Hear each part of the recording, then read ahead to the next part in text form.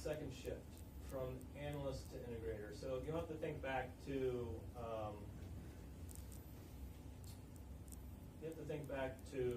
the article you read for the first class, the 7 shifts. This was the second one, analyst to integrator. I think you heard him describe what he's really talking about. What he's talking about is, as the enterprise leader, you have to be responsible for making sure that all the different functions are working toward the same goal. And when you're younger in your career and you're more the analyst, you're concerned about the details. But when you become the leader, you're less concerned about that and more concerned about the implications to the overall business. And you have to understand that there are always going to be trade-offs, that the different functions inside a company are going to have some mixed incentives. They're going to have different targets. They have different cultures, and so you have to balance all that. So if it's okay, I thought we would do a little role playing. This is actually fairly similar to the example that he gave, but this is ripped from the headlines. This is ripped from something that I was going through very recently. So I disguised some of the names to protect the innocent. But would you be LaFond? And would you be Summers? And would you be Painter? And would you be short roll here, Mr. Lee? So a little setup. So this was a discussion that happened pretty recently in one of my management meetings. We had all my direct reports were there. So my VP of sales, my VP of operations, my finance head, and my VP of technology. And we were discussing a new opportunity. So maybe we'll start with, I think it starts with Mr. Summers, right? Yeah. Okay, we need to talk about this ASD opportunity. As you know, we've been trying to land this customer for a long time. They take a very specialized product that fits our production and technical competence and would be the highest profit business in our portfolio. We've finally been able to get them to agree to take a trial load of our material, and I want to get it to them as soon as possible. Well, how fast do you need it? You know we're completely sold out at the moment. Yeah, I know, but if you squeeze them in, that just means we'll be late to a few other customers, and I'll manage that. Well, it's not that easy. First of all of our machines are set up for our standard products. This is specialty, as you said, so we'll have to take some downtime to retool. How much of this do they want? A full batch? No, they only want half for trialing, but have agreed to take the second half after it passes all their testing. How long will that take? Well, maybe 4 months, but hopefully 3. So wait a minute. I have to take downtime, which costs money, and keep extra inventory for 4 months. Do we even know for sure that we'll pass their tests and that they'll actually buy from us? Yeah, I agree. This is going to cost a lot of money this month, and it's the end of the quarter, so I don't suggest we do this now. Can this wait until next month? You don't understand. I've been working with this account for years, and they now agree to purchase a trial from us. We'll look like idiots if we don't jump on this right away. I agree with Summers. Strategically, this is exactly the sort of customer we've been trying to develop, and the long-term benefits are huge. We need to take the trial order, but I think I should be there in person while they run the test to ensure everything goes smoothly. Only one small problem. I'm only here for 2 more weeks and then out for a month with my trip to Asia followed by my vacation. That would mean we have to produce this in the next 5 business days. We haven't done a producibility review or even seen their order specs yet. I think you're pushing us too hard. We need to take a step back and make sure we don't screw up the trial and at the same time screw up our financials. I agree. Well, if that's the decision, I'll bet you the customer leaves and doesn't come back. End scene. Well done. A lot of emotion conveyed in those voices. Thank you, guys. No, but that's a discussion that we had very recently.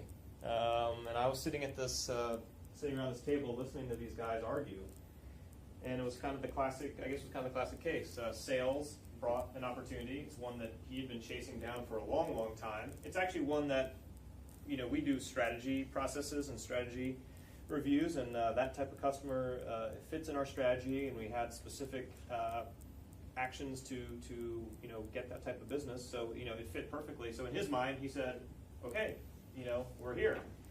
But our operations guy said, whoa, you know, hold on, it's not that easy. We have to have other considerations, and, you know, oh, by the way, this is gonna be a pain in the ass for me. It's gonna be a lot of work. There's gonna be extra scrap rate. We're gonna have downtime. My numbers are gonna look bad. You're saddling me with inventory. Our finance guy said, hey, I totally agree. Like, this is gonna be bad for us financially, at least in this month. So, and this is a bad month because it's quarter end. We're reporting up to the corporate, you know, hey, can we just wait? And then, you know, our technical guy was more in line with our sales guy, saying, hey, we have, you know, we have a strategy. We've been chasing this. We got to do it. But he said, you know, it is tricky, and we haven't really produced this before, so I ought to be there. But I'm leaving for a month, and you know, and so then I'm sitting there, you know, listening to all this, going, okay, well, someone has to make a decision because you know they were not aligned. So I needed to act as integrator and make a decision. So, what would you guys have done? Do these guys talk to each other when they're doing these? Like, what does the VP of Sales and Marketing talk to operations when he's, you know, putting together these propositions? Because I mean, if you're talking to a customer and you say, "Hey, I can get you X amount of, you know, product," shouldn't you be able to back that up? Yeah. You would think so. Well, Alex, can you share some perspectives? I would say that the VP of sales probably talks to the VP of operations mostly in theoretical situations. So like, hey, how long would it take us to make a batch of this? And the guy's like, well, start to finish this amount of time. So the guy's thinking, oh, okay, but he doesn't. Yeah. Nothing current project. Yeah, and the operations guy isn't thinking like, oh, we need to shut down and do this. How many days from now will it be? He's just thinking probably like, yeah, we can have a batch out in 4 days or whatever. That's how long it takes to make the batch, not necessarily how long it takes to go down and retool all the machines. Yeah. And the fact that you probably are gonna have to run overtime beforehand to then put out enough product to meet the current demand of your regular orders. No, I mean, it's worse than that. I mean, we run 24/7. I mean, and we're sold out. So there's no overtime to be run. I mean, we're running full blast. So we're just gonna stick someone else in the queue I and also just don't bump think everybody. that the trialing period of testing will last 3 or 4 months. I think it's gonna be more like 9 to a year. Well, If history serves me. well, the problem in is any it's capacity. an automotive account. So they do a trial in what they call PPAP, but then they have to send the product to their customer for their customer to test, and then who knows? If they prioritize it, they could get it done in 6 weeks. If they don't prioritize it, it could take a year. We've been doing work with an aluminum company that's been doing some testing on a new billet supplier for 19 months now for an automotive supplier. It's like companies start with a K. Yes. And the other company starts with Yeah. Are they in a state that begins with a P? yes. Yes. indeed. I know them well. Sorry, it's a small industry. Everybody knows everybody. What else? What would you guys have done with my situation? Yeah. I think the sales guy should go to the finance guy, or like, and work out some scenarios like with the constraints that you have and the potential payoffs, and see like whether this is worth it. If it's worth it, you know, what are the risks that are associated with postponing all these projects? Come up with a plan. Well, let's put it this way. This was kind of known by everybody. I mean, I Yeah. sort of shortened the thing.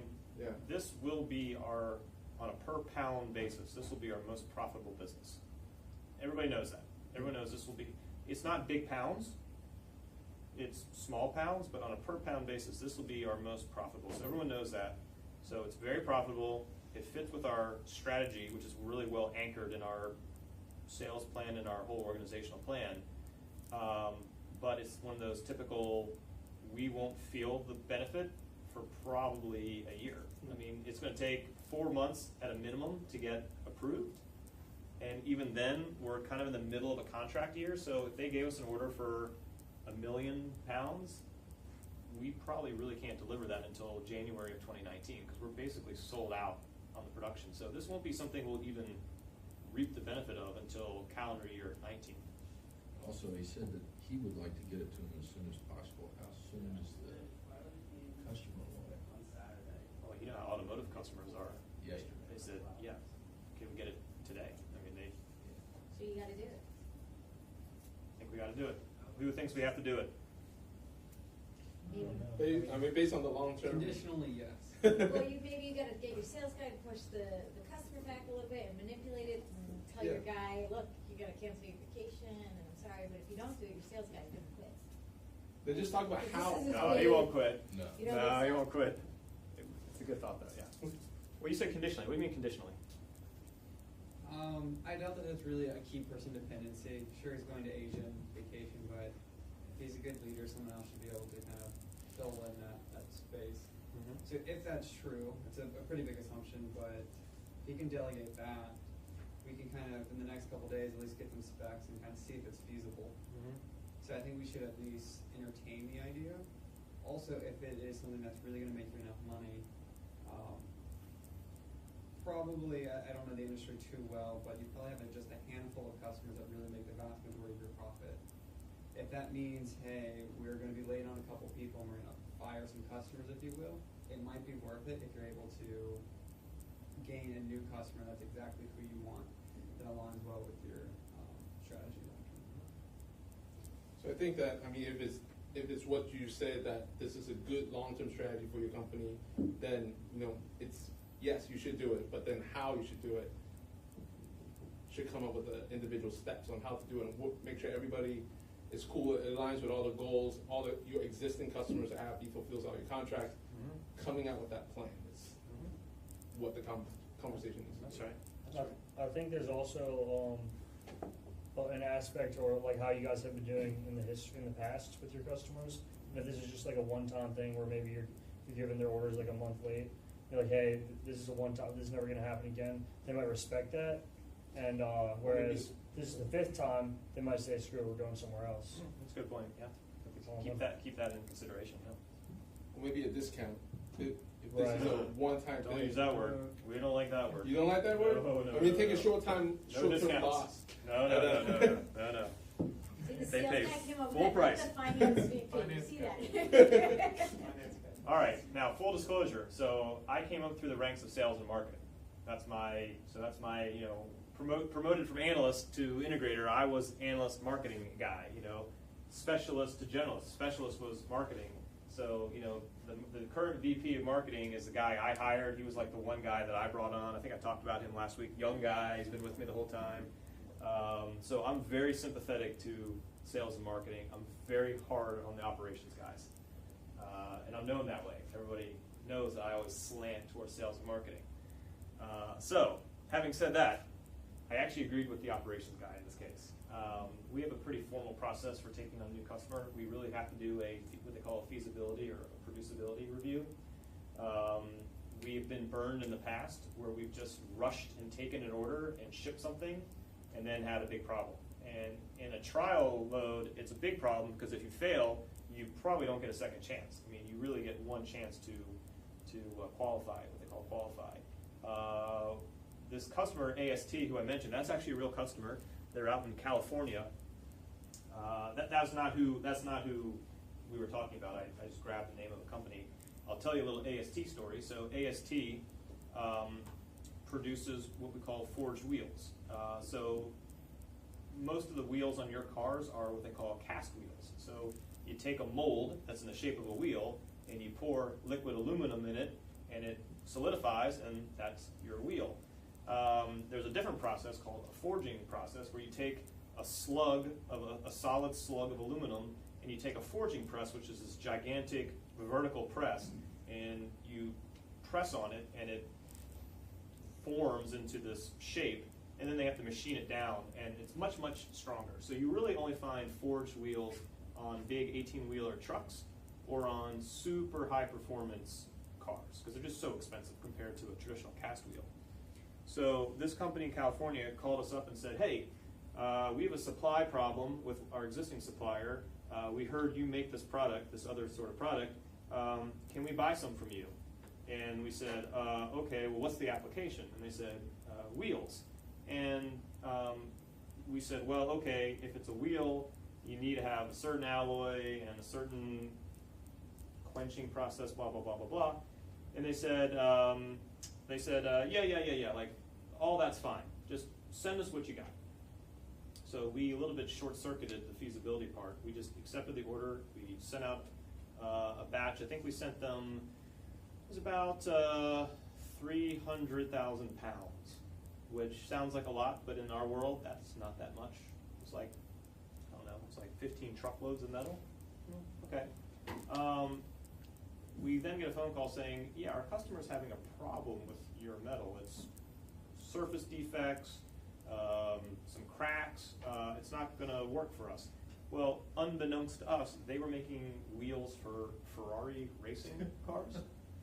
So they were forming it in California and then shipping it to Italy, and then in Italy they were kind of doing the last steps, and that's where it started showing up.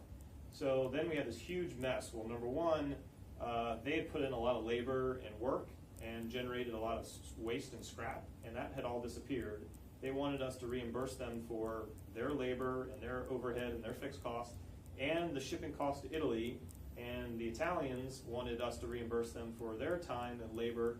So this, and they didn't even manufacture the whole thing. We still had like 100,000 pounds sitting on the ground, but so 200,000 pounds, which has a street value of about $200,000 of metal.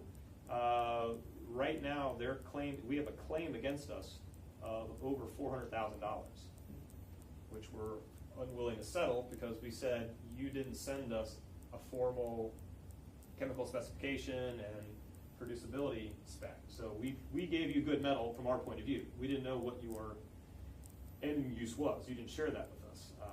They say they were not allowed to. They have confidentiality rules. They can't reveal who their customers are, blah, blah, blah, blah, blah. But we're in this fight with them.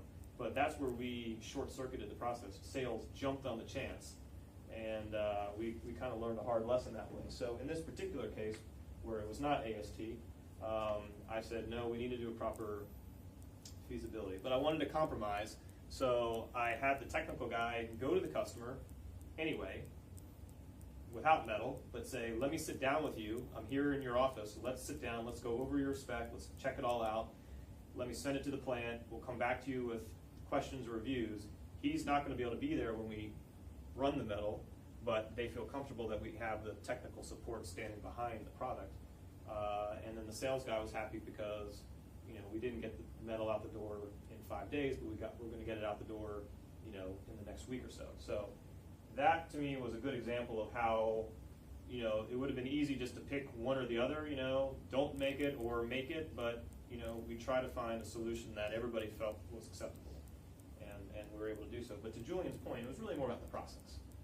Everybody wanted to share their opinion and be heard, and as the group leader, I had to listen to everyone and hear their side of the story. But then at some point, someone had to make a decision, and it had to be me. But if I had to, I would have probably said no, just learning from the bad mistake before. But luckily, we were able to move some things around and find a way that we were able to keep most everybody happy.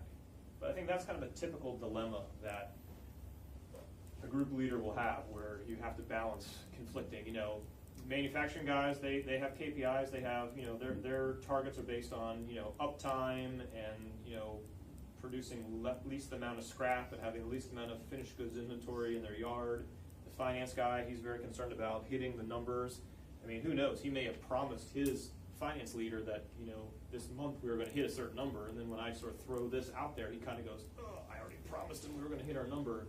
So everyone has conflicting. Yeah. Yeah. So I'm assuming, is it fair to say like their bonus is affected by these goals, that the underlying goals? Well, I mean, the bonus is based on a full year result, but sure, this won't help it. It's Yeah. going to cut into it. Yeah. So like, how do you find that balance of doing what's best for the company versus best for your division, versus that person himself? Well, the good news is that most people, when they get into some sort of a leadership role, understand that these targets are just targets, and you shouldn't let the targets run your business. You need to run your business for the long term, and you just make good business decisions. And even if sometimes a good business decision means you're going to miss a target, that's just kind of the way it is. Luckily, in our company, we have some mechanisms where if we make one of those choices, we can apply for a deviation. And every so often, we do that, and normally, if they're well reasoned and well articulated, it's approved. Not always, but a lot of times it is. So, there's always, if it's ever like that, there's always hope to say, hey, look, if we end up missing the target, we'll submit we'll submit a request for review, and then maybe. But that for me, those different KPIs, we call them KPIs, that's a big topic because a lot of times they're in conflict. And that was actually something we learned, a year or so ago, is that when we decided to go on this new strategy where we're trying to get more sophisticated customers and more technically, challenging customers, all of those things are going to negatively affect the traditional manufacturing KPIs. So unless we change their KPIs, we're going to have these conflicts where sales is going to be out pursuing these exotic, crazy, hard to produce items that pay well, but the plant is going to say, we don't want any of that because all of our KPIs are about uptime and speed and productivity. So, those are the areas that you have to integrate. And sometimes it takes a year. You have to run into that conflict where you go, oh my God, we didn't change their KPIs. Like, damn it. So then sometimes it takes a cycle to then go back and review them.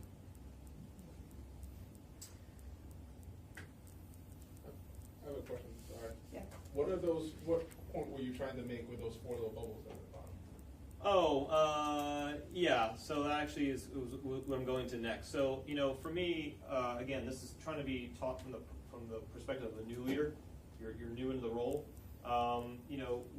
In order to be a successful integrator, where you're going to be faced with these trade-offs, you really need to have credibility, and you really need to have trust. You need to have trust with your people that you have the whole company's best interest. And so for me, these were a little cartoon that I captured that I really liked. You need to have candid conversations. You need to have a group that's open to giving each other feedback. This is a big one. Nobody likes surprises, and if you're consistently, going down a path, and then you suddenly change your process for decision making. Like if I had been somebody who had been very good about listening to everyone, hearing their perspectives, and then saying, well, I've heard all of you, and thank you, and now I'm going to make a decision. And then, like, one day we come in and I just say, I don't want to hear anybody. I'm the boss. I'm making a decision. That would have been like, wait a minute, that's not his normal process. So, this is one you really want to avoid. And, this is something that you ultimately need to really build up. You really need to build up that, especially like when I came from the sales, my VP of sales and I mean, we're like that. Like, he's aligned. We look at the world the same way. The operations guy, the finance guy, when I was first, they didn't necessarily trust me. Oh, he's a sales guy. He's going to always push for sales. So, you need to learn that, I'm no longer the VP of sales. I'm now the VP of the whole enterprise. So, trust me. So that was my next point. You need to build this trust and earn the credibility. A big thing for me is you really need to make sure you have a inclusive approach. A big topic in business these days is diversity and inclusion. And I mean, we could have a whole class on that. But for the sake of this course, this is really key to make sure that you get everybody's point of view communicated. And I actually, why did I come in second?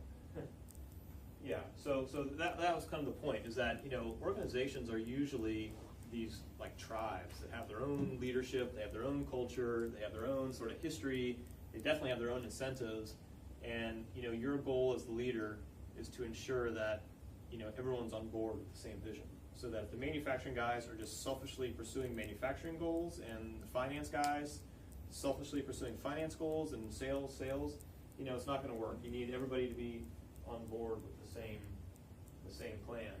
And as we just discussed, you got to make sure that there's no mixed incentives. You got to make sure that if you have conflicting bonus targets or conflicting KPIs, you need to get rid of those. But back to the inclusion part. This is kind of a typical BCG 2x2 box, and what I have found in my experience is that traditionally companies fall into these sort of two middle categories. So on this side, is your uniqueness or your, your diversity, is it valued or not valued? And do you feel like you're treated as an insider? So do you have low belonging or high belonging?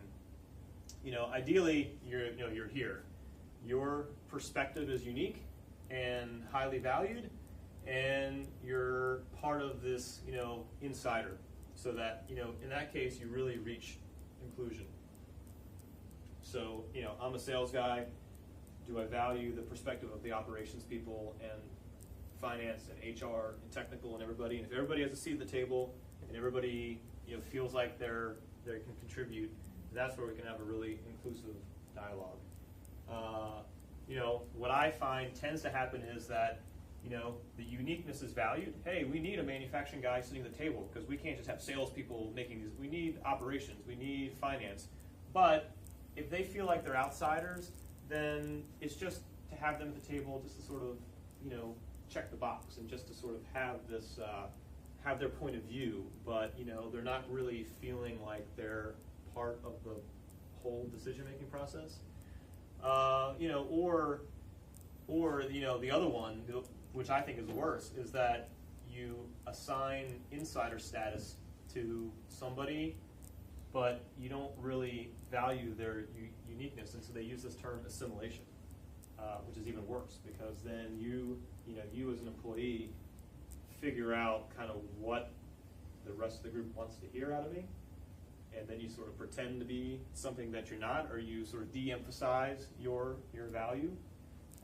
So if I ran my group as really a commercial sales and marketing group, the operations guy wouldn't speak up the way that he should speak up, because he'll say, well, they don't want to hear the perspective of the operations guy, so I'm going to just sort of give a few bullet points, but I'm going to go along with what marketing is saying. So, you can look at this on a lot of different dimensions. You can look at this under, all those traditional groups of, underrepresented groups of minorities and gender and age and everything else. But I really feel like this inclusion theory can be applied to all different aspects. Even within our working group, we've got different departments and within the same company, the same organization. So to me, a recommendation really as the leader is to really, think about this and really try to strive for this. Understand that, you don't have this uniqueness. It's impossible for you to be an expert in all these different disciplines. So when those folks come to be part of your team and you're sitting around the table building your business plan, really value their voice and make sure they feel like their voice can be heard. Otherwise, you're gonna get bullied by whoever's the strong personality in the room. Any questions on this?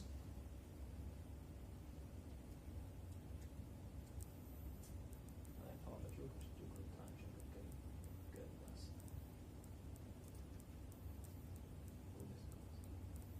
So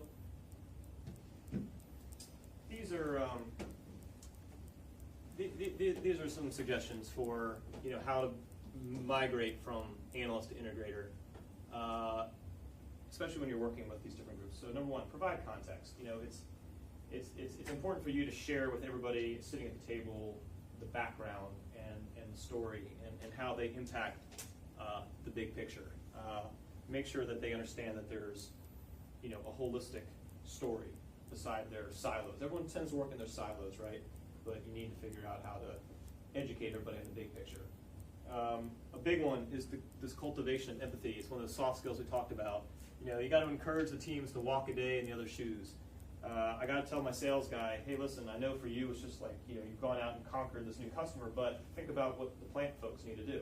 They need to take downtime. They need to maybe have some overtime. They need to go and retool, take down some equipment. It's going to be a delay. It's going to be slow. They're going to wonder, why are we doing this? They're not going to know the end game. They're not going to know who the customer is. They're not going to know how long it's going to take to qualify. All they're going to know is, hey, on Tuesday, we're going to have a bad day because we're not going to hit our production goals. So, put yourself in the plant shoes. Another suggestion is develop this common language, especially when you're kind of new and you come from a certain department. You have a certain amount of jargon, a lot of shorthand and little acronyms. Sometimes you have to take for granted that everyone understands what you're talking about. So try to speak to everybody as if they only have a real high-level understanding of what you're talking about. Otherwise, there have been times when there have been miscommunications. We use a term in the commercial area called netback. Netback basically means the sales price minus freight cost. That's what we call netback. It took us a while to realize that the plants had the same term, netback, which also took out operational cost. So we talk about netbacks, they talk about netbacks, we're talking about two different things. We've also had a case where we talk about something as being value added. To us, value added is sort of extra price on top of sort of a standard price. In a plant, they talk about value added as sort of like when they convert a raw material to a finished good. To them, that's a value added process. So they had a term called value added. So we just had to learn to make sure we're talking about the same thing. An important one is to get involved in other departments' processes. To me, this should be both formal and informal. So me as the leader, we have a business planning process, we have a strategy process, we have monthly month-end reporting. We have a bunch of different formal times when I have to be involved in a process. But, I also just go to the plants, just to go there. No agenda, just drop in, say hello. I don't surprise them. They don't like surprises. We talked about they don't like surprises, but they like when I come there without a formal agenda. It just reassures them that, I care about what they're doing and I want to get updates on them. But I do think an important one is to let the leaders set the tone. In order for you to have a high-performing team, you can't be the only person pushing the agenda. You need to let every department head have their own room and set their own agenda. And so I think sometimes when you come in with the answer, you sort of bulldoze everybody. Be very humble. Let them who've probably been doing this a lot longer than you and that are experts in that arena, let them be the leaders. Feedback, we talked about that one, and celebrate each other's wins, we talked about that one. Before we take a break, I had one little audio clip I wanted to play you. Did I lose mine? So I found a little audio clip from a podcast. It was Stanley McChrystal. He was the former Army head of operations.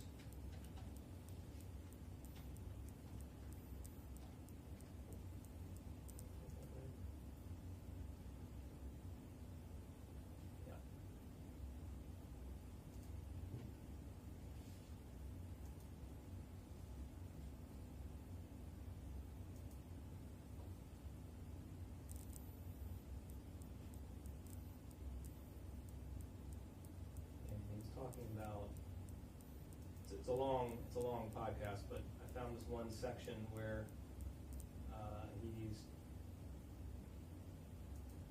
I also like to see people who are on a team and military did personally, or are you more they want leaders personally, or are you more concerned with what the sorry, I can't get the question was, are you concerned with what people think of you as a leader, or do you want people to like you? they think of the results or their ability to achieve results? Well, I'm actually very concerned about what they think about me personally, but maybe on a slightly different level than might be obvious.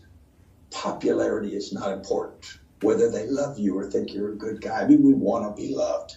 But the reality is you want first to be trusted. You want people to think that you are competent, that you have their best interests at heart. You want them to believe that you are honest, your integrity matters. So you could sort of wrap that into you want them to trust and respect your character. Now, if they then grow to like you as an individual, that's important. But the first is critical. That's interesting, right? Because people won't do the job that they need to do if they don't respect the leadership. Is that what you mean? Well, that's exactly right. And respect, really, the longer the task, the more that's important, because you can come in and scream at people and they will typically do what you first scream at them about. And you'll say, well, hey, I must be an effective leader even though I'm a jerk. the reality is over time that wanes because they won't keep doing it. They also won't do anything they don't have to do. They'll do what you tell them. But I don't know how many times in my career I didn't give a good order, or what I did was incomplete, or I dropped the ball, and the organization didn't. They just understood what had to happen. They didn't execute what I said. They executed what should have been said, and they were thus effective. And they did it partly because they just want to do the right thing. And they did it partly because I think they gave me the benefit of the doubt. They said most of the time, Stan McChrystal is either right or tries to be. And so we're willing to help him and fill in the rest of the way. Okay, yeah, so I liked what he said there. The question was, he was talking about working with teams and trying to get everybody on the same page, and the moderator said, well, do you want people to like you, or do you care what people think about you? And he said, that's great if they do, but ultimately I want them to respect me first. And he said, I want them to think, number one, that I'm competent. So that's a little bit, we talked about learning the language of the other departments, becoming that generalist. So, you have to demonstrate competence. He said, I want them to know that I have their best interest. So this is kind of being that integrator, I'm not just, maybe I came from the tank division, but, I need them all to know that I have their best interest. I'm not just the tank guy. I'm trying to get the whole organization. And he said, I also want them to, respect that, I generally make good decisions. So I thought that was kind of a good way of sort of saying this, that that's the delicate balance of being the integrator, is that, you can't make everybody happy all the time, but I think if you've earned their trust, if you've earned their credibility, if they think you act with a high level of integrity, if they think that you're acting toward the best interest of the whole organization, and for me, I think if you are willing to listen and hear everyone's point of view, and then explain why you've made the decision you've made, even if people disagree with you or don't like it, they'll at least respect that, you were fair in the process. So I think that's kind of a key takeaway. It's just that, your aim as integrator in your leadership role should be to be seen as fair, that you run a fair process. And if you run a fair process, everyone has a chance to influence and to contribute. So any questions on this? Okay, let's take a break till 8:30. That's about 10 minutes. I think our guest speaker's probably in the hall. And when we come back in, we'll have Chris Rogerson here.